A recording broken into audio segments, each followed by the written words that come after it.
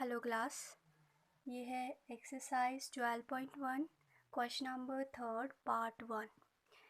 3 raise to power 0 plus 4 raise to power inverse into 2 raise to power 2। देखिए, इसके लिए हमने एक लॉ पढ़ा था, if a raise to power 0 then answer will be 1।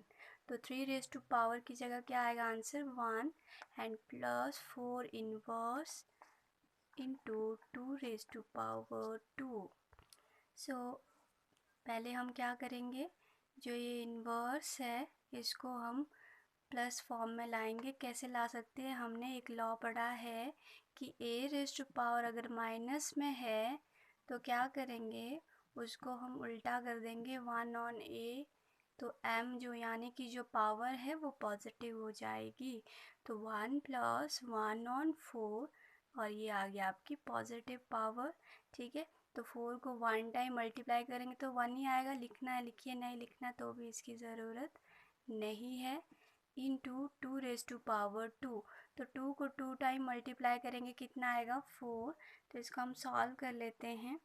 तो यहाँ पे ये फ्रैक्शन बन गया। फ्रैक्शन को कैसे सॉल्व किया जाता है, 1 और 4 का एलसीएम लेंगे, कितना आएगा 4। अब 1 का टेबल 4 तक पढ़िए, 1 4 ज़ा 4, वो 4 आप यहाँ लिख सकते हैं।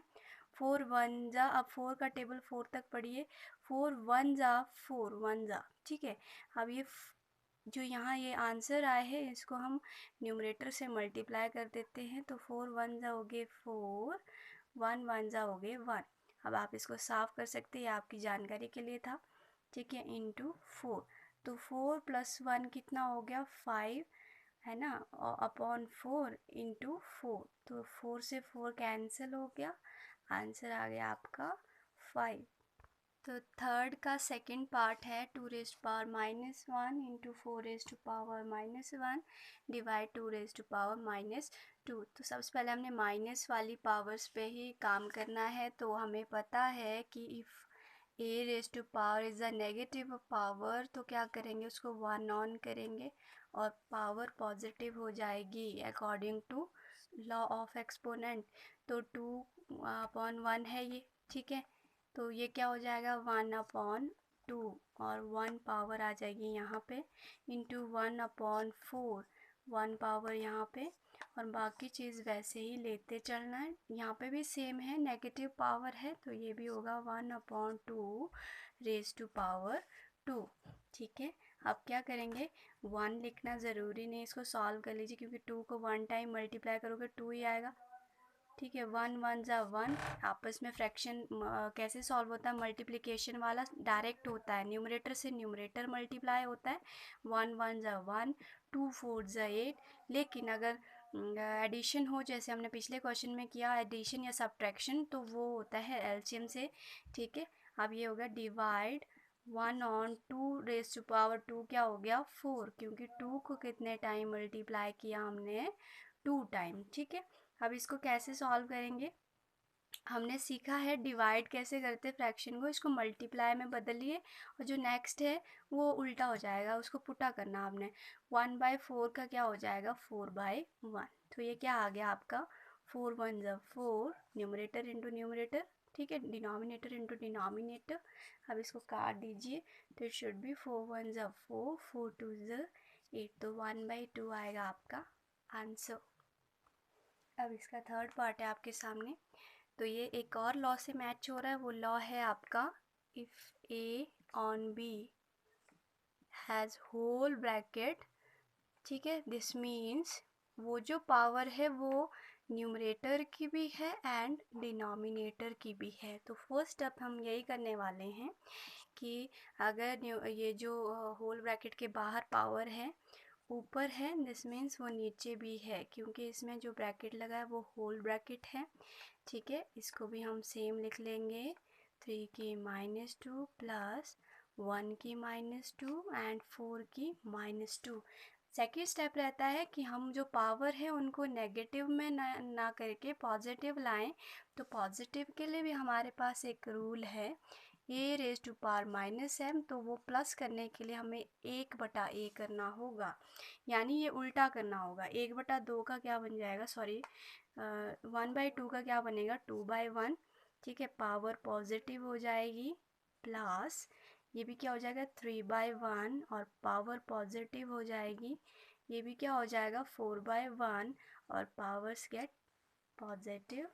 अब आप इसको सॉल्व कर सकते हैं। 2 को 2 टाइम मल्टीप्लाई किया 4 आया, 1 को 2 टाइम किया 1 आया, ठीक है। 3 को 2 टाइम किया 9 आया, 1 को 1 टाइम किया 1 आया, 4 को 4 टाइम किया 16 आया और नीचे 1, ठीक है जी।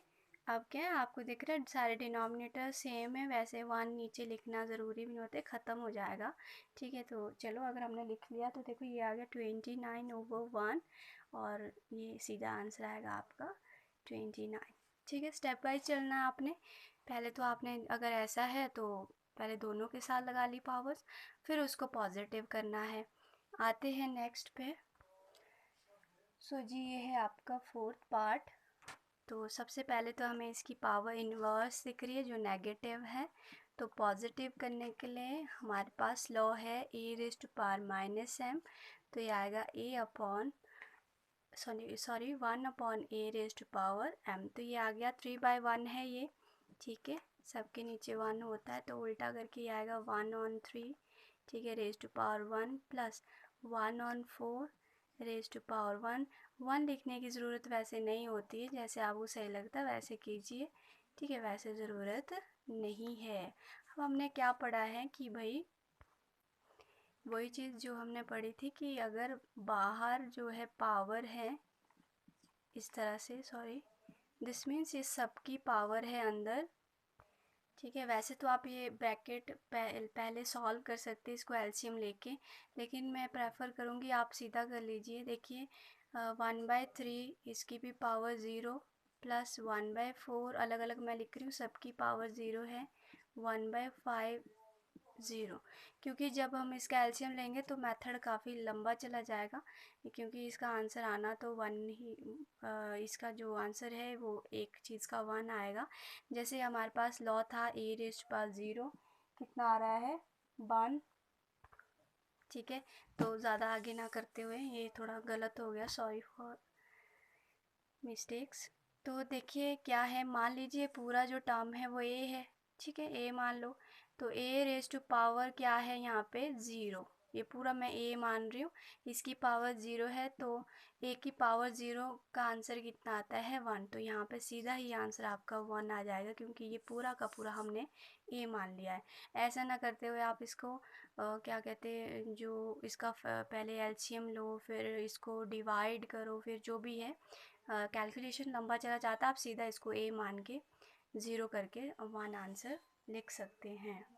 सो नेक्स्ट पार्ट है आपके पास 5th पार्ट।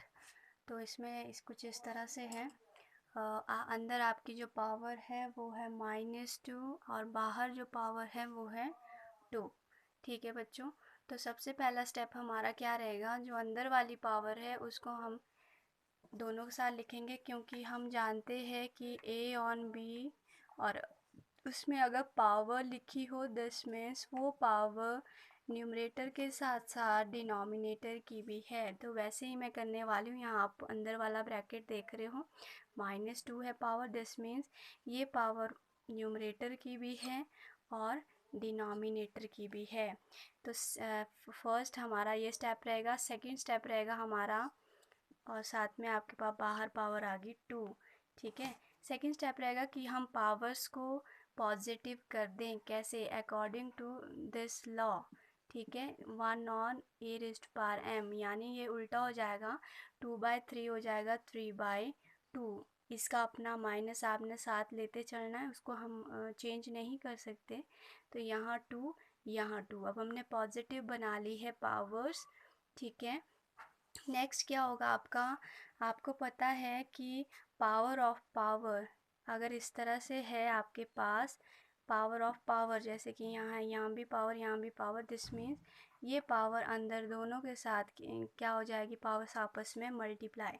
तो कर लीजिए आगे, लेकिन उससे पहले हम अगेन वही रूल लगाएंगे कि जो ये बाहर पावर है ये इसके साथ भी आएगी, इसके साथ भी आएगी, ठीक है।